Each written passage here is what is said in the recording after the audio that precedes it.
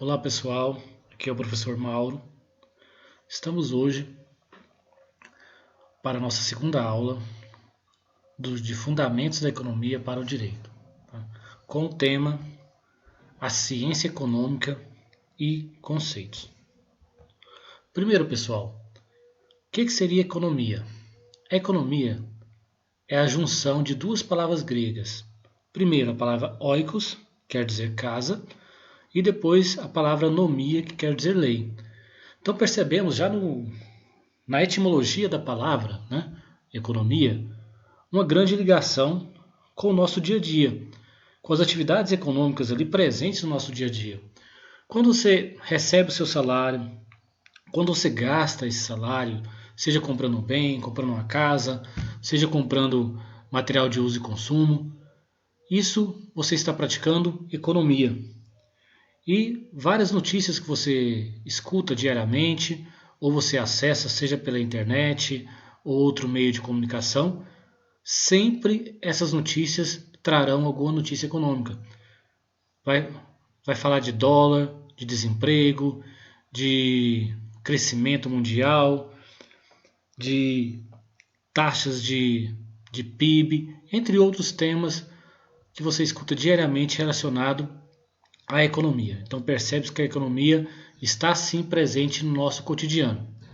Continuando aí, agora falando do conceito do escritor Vasconcelos, né?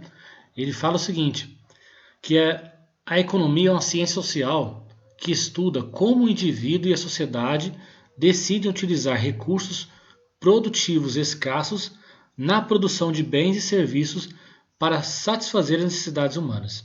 Então a economia, ela procura principalmente fazer essa gestão, essa administração dos recursos que são escassos versus as necessidades humanas que são o quê? Ilimitadas.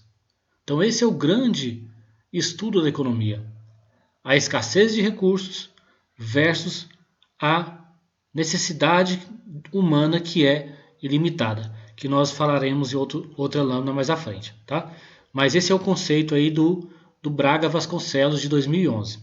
Continuando aqui, agora falando um pouco da economia como ciência social. Por que é uma ciência social? Como nós falamos anteriormente, porque é uma ciência que fala do quê? Da vida social, do nosso cotidiano.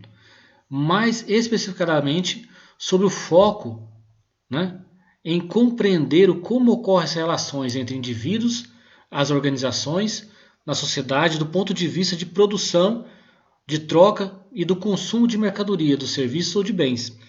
Então, é uma ciência social porque ela estuda principalmente como ocorre essa relação de produção e de troca de bens e serviços em uma sociedade. Então, por isso ela é considerada uma ciência social. Continuando aqui, agora falando um pouco mais sobre escassez, né? As necessidades humanas, elas são o quê? Nós já falamos, elas são ilimitadas. Só que os recursos são limitados, né? Então nós procuramos produzir o máximo de bens e serviços com os recursos escassos que estão disponíveis atualmente. Se não houvesse o problema da escassez de recursos, não haveria necessidade de estudarmos o quê?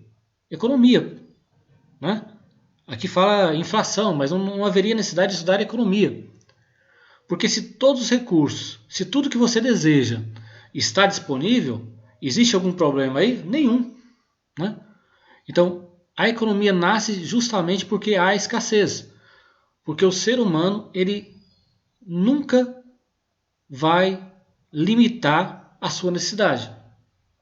Se hoje você quer um carro que custa 10 mil reais, se amanhã você ganhar mais, você vai querer um carro que custa 50.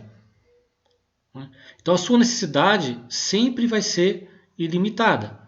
Mas os recursos disponíveis, hoje, eles são limitados. Então por isso que há necessidade de estudarmos, de administrarmos isso, né? Ainda falando sobre escassez, né? A escassez de recursos disponíveis acaba por gerar a escassez de bens chamados bens econômicos. Então essa escassez de recursos gera também a escassez de bens. mas os bens chamados bens econômicos. Por quê? Porque nós temos outras classificações de bens. Nós temos, por exemplo, os bens livres. São bens que podem até ser úteis, mas não são escassos. Exemplo, o ar. O ar é útil? Sim, você precisa do ar, né? Mas ele é um bem o quê? Ilimitado.